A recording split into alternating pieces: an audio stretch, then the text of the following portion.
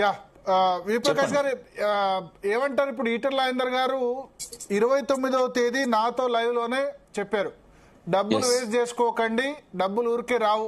ఆయన ఏదో అడ్వర్టైజ్మెంట్ లో అంటారు కదా లలితా ఊరికే రావు, వేస్ట్ చేసుకోకండి, దావతులు కాదు అని చెప్పారు ఆయన మన లైవ్ లో. తర్వాత వైరల్ అయింది ఆయన మెసేజ్ కూడా.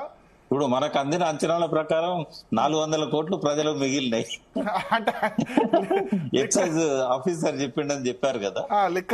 నిజంగానే రాజేందర్ గారు స్టేట్మెంట్ మీరు కూడా చెప్పారు, ఇది ప్రాసెస్ కాదని నాకు ఎప్పుడు 3 నెలల క్రితం 4 నెలల క్రితం మన లైవ్ షోలో చెప్పారు.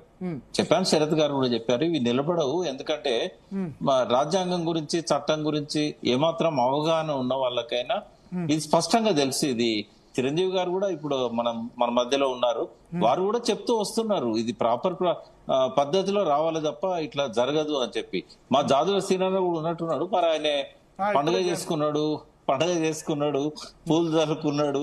బట్ ఇవన్నీ కూడా ఆగిపోతాయి. సినిమా కూడా గమనించాల్సింది ఏంటంటే ఇది ఒక ప్రాపర్ పద్ధతిలో పోతేనే అయితే తప్ప ఇట్లా పోతే అది మభ్య పెట్టడమే అవుతుంది. కానీ ఇప్పుడు రేవంత్ రెడ్డి ముందు ఏ మార్గం లేదు. 42% అమలు చేయడానికి అన్ని ద్వారాలు మూసుకపోయినాయి.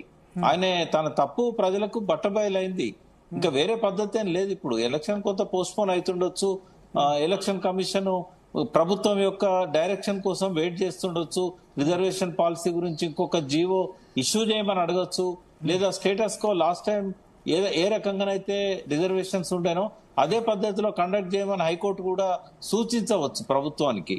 బట్ ఇప్పుడైతే ఈ రిజర్వేషన్ అనేది అమల్లోకి రాదు. సుప్రీంకోర్టు దగ్గర పోయినా కూడా ఇందాక మన శరత్ గారు చెప్పారు, రాజేందర్ గారు చెప్పారు, అది అమల్లోకి రాదు. సుప్రీంకోర్టు కూడా ఈ స్టేను మళ్ళీ సస్టైన్ చేయదు, అంటే సస్టైన్ చేస్తుంది, వెకేట్ చేయదు. ఎస్, మనతో పాటు తెలంగాణ విఠల్ గారు జాయిన్ అయ్యారు.